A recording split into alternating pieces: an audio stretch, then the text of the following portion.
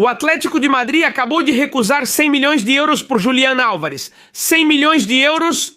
E o curioso é que, depois de recusar uma oferta dessas, a sensação em torno dessa história não é de que a contratação morreu. É exatamente o contrário, porque normalmente, quando um clube recusa uma oferta desse tamanho, a história termina aí. Fim. Cada um segue seu caminho, mas aqui está acontecendo algo muito estranho. Quanto mais o Atlético de Madrid tenta fechar a porta, mais barulho aparece ao redor de Julián Álvares. Mais jornalistas falam, mais informações chegam da Argentina, mais perguntas aparecem. E por isso hoje não vamos falar apenas de uma oferta, vamos falar de algo muito mais importante. Vamos falar do momento exato em que uma contratação deixa de depender do dinheiro e passa a depender totalmente do próprio jogador. Porque tenho a sensação de que estamos nos aproximando desse ponto e quando chegamos lá, tudo pode mudar. Porque uma coisa é o Atlético de Madrid não querer vender e outra bem diferente é Julián querer ficar. E aí está o verdadeiro problema, não para o Barça, mas para o Atlético de Madrid. Porque enquanto de dentro do clube continuam tentando transmitir tranquilidade, da Argentina continuam chegando mensagens que apontam exatamente para a direção contrária.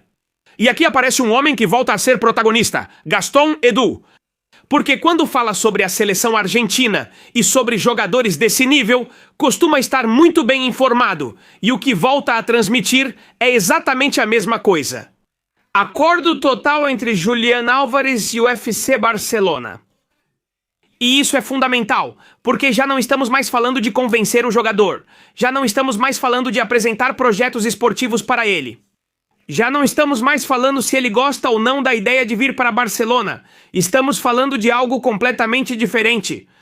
Estamos falando de um jogador que já teria tomado uma decisão, e quando um jogador desse nível toma uma decisão, começa a parte difícil para o clube, que tenta mantê-lo. E porque há uma conversa que ainda não aconteceu. E quando acontecer, pode mudar tudo neste verão. Uma conversa, duas pessoas, Julián Álvares, Diego Pablo Simeone. Nada mais, porque Fernando Polo, colega do Mundo Deportivo, deixou há algumas horas esta reflexão. Vamos ver o que acontece quando Julián sentar com Simeone e disser cara a cara que não quer continuar. E aí, querida família, está a bomba, aí está ela.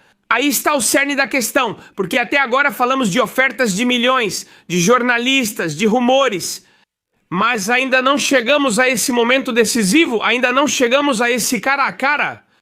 Porque se esse dia chegar, meu Deus, a situação pode mudar radicalmente. Porque nenhum treinador quer construir um projeto em torno de um jogador que já está com a cabeça em outro lugar. Nenhum clube quer passar o verão inteiro lutando contra a vontade da sua própria estrela.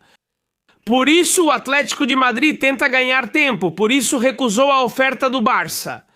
Por isso manda mensagens de firmeza, porque sabe perfeitamente que o cenário mais perigoso não é uma oferta de 100 milhões de euros. O cenário mais perigoso é um Julián decidido. E é aqui que entra Fabrício Romano, porque depois de ter publicado a oferta do Barcelona, aconteceu algo muito curioso. Vieram as zombarias, as mensagens, as respostas, e muitos esperavam que Fabrício se escondesse, que baixasse o tom, que recuasse. Mas ele fez exatamente o contrário. Ele riu e respondeu com uma frase que eu acho fascinante. Ele disse que acha engraçadas as palavras e as mensagens no Twitter do Atlético de Madrid. E comentou, fico feliz que um clube tão grande e tão importante como o Atlético de Madrid me acompanhe tanto. E depois de acrescentar isso, disse algo que vai dar muito o que falar. Espero que eles me sigam e que tenham as notificações ativadas. Isso parece uma brincadeira, mas também uma mensagem.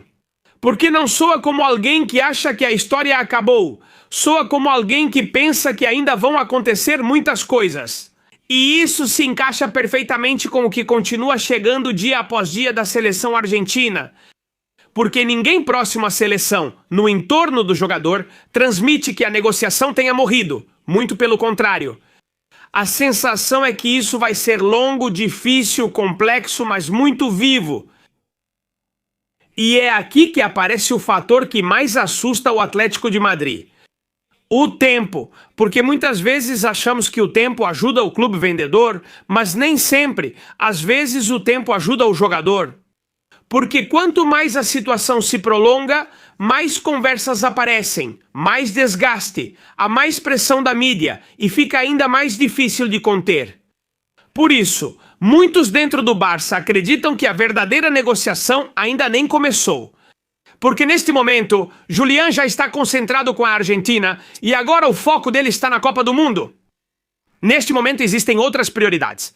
Mas imagina por um momento que o torneio termina. Imagina que Julián se senta com seu círculo mais próximo. Imagina que ele volta a conversar com seu agente. Imagina que o Barça volta a aparecer. E agora imagina que essa conversa com Simeone finalmente acontece. É aí que começa o verdadeiro filme e é aí que vamos descobrir quem realmente tem o controle dessa história. Porque enquanto todo mundo olha para Julián, Deco continua montando o time de Flick. E aqui aparece outro nome que começa a ganhar força, Marco Kurela. Porque o Barça não está só procurando um atacante, está tentando montar um elenco capaz de competir por tudo. E os problemas defensivos continuam existindo. Por isso nomes como Kurela hoje estão em alta como nunca e se encaixam perfeitamente nesse planejamento que está sendo feito. Deco conhece a casa, a filosofia, tem experiência no mais alto nível e corresponde exatamente ao perfil que Hansi Flick procura. Isso é importante porque demonstra uma coisa. Enquanto alguns negociam por Julián, o Barça continua avançando em outras operações, não está esperando, está construindo. Isso transmite uma sensação de projeto muito poderoso, porque Gordon já chegou, porque outros movimentos continuam avançando.